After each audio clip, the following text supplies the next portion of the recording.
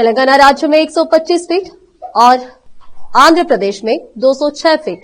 कर्नाटक राज्य में संविधान निर्माता Bharat Ratna doctor B are Ambedkar की 250 फीट ऊंची प्रतिमा समुदाय और कर्नाटक भीमसेना की ओर से हमने लगभग एक वर्ष से लगातार राज्य के 30 जिलों के जिला आयुक्तों के माध्यम से माननीय मुख्यमंत्री सिद्धरामैया और मुख्य सचिवों, मंत्रियों, विधायकों और अधिकारियों को सरकार के ध्यान में लाने का काम किया गया है। राज्य सरकार से वर्ष 2025 और 2026 के राज्य बजट में इसकी घोषणा करने का आग्रह किया गया है। हमने एक राज्यव्यापी प्रेस कॉन्फ्रेंस की है और पोस्टर और पर्चे जारी किए हैं। कर्नाटक भीमसेना कार्यदर्शी विष्णुवर्धन वालदोड्डी और विविध संगठनों के पदाधिकारी गौतम प्रसाद, हर्षित दानेकर, शिवानंद उप्पे, अक्षय वर्धन, विजय कुमार भाविकट्टी, सुरेश जोजनाकर, रवि मौर्य अन्य उपस्थित थे। केपी न्यूज के कैमरामैन महेश टिग्गे का कवरेज।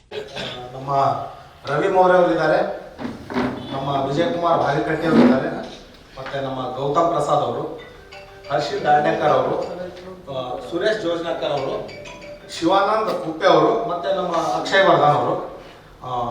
ಆದ್ಮೇಲೆ ಇವತ್ತಿನ ದಿವಸ ಏನು ಸುದ್ದಿಗೋಷ್ಠಿ ತಮ್ಮೆಲ್ಲರಿಗೂ ಕರೆದಿದ್ದೀವಿ.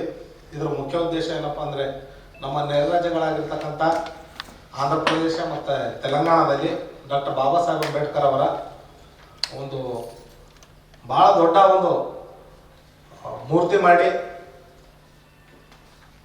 ಜ್ಞಾನದ ಸಂಕೇತ ಅಂತೇಳಿ ನೆರೆ ರಾಜ್ಯ ತೋರಿಸ್ಕೊಟ್ಟಾಗ ಕರ್ನಾಟಕದಲ್ಲಿ ಕಾಂಗ್ರೆಸ್ ಸರ್ಕಾರ ಬರೋ ಸಲುವಾಗಿ ದಲಿತರು, ಅಲ್ಪಸಂಖ್ಯಾತರು, ಹಿಂದುಳಿದವರು ಭಾಳ ಶ್ರಮಪಟ್ಟು ಕಾಂಗ್ರೆಸ್ ಸರ್ಕಾರ ಮೇಲೆ ಒಂದು ನಂಬಿಕೆ ಇಟ್ಟು ಇವತ್ತು ಸರ್ಕಾರವನ್ನು ನಡೆಸೋದು ಒಂದು ಜವಾಬ್ದಾರಿ ಇಡೀ ರಾಜ್ಯ ಸೇರಿ ನೀಡಿದೆ ಅಂತೇಳಿ ಹೇಳಕ್ಕೆ ಇಷ್ಟಪಡ್ತಿದ್ದೀನಿ. ಮಾಸ್ ಮೀಡಿಯಾ ಪತ್ರಕರ್ತರಿಗೆ ನನ್ನ ಅನಂತ ಧನ್ಯವಾದಗಳು. ಇವತ್ತು ಯಾಕಪ್ಪ ಅಂತಂದ್ರೆ ಕರ್ನಾಟಕ ಭೀಮಸೇನೆ ವತಿಯಿಂದ ಒಂದು ಪತ್ರಿಕಾಗೋಷ್ಠಿ ಕರೆಯಲಾಗಿದೆ.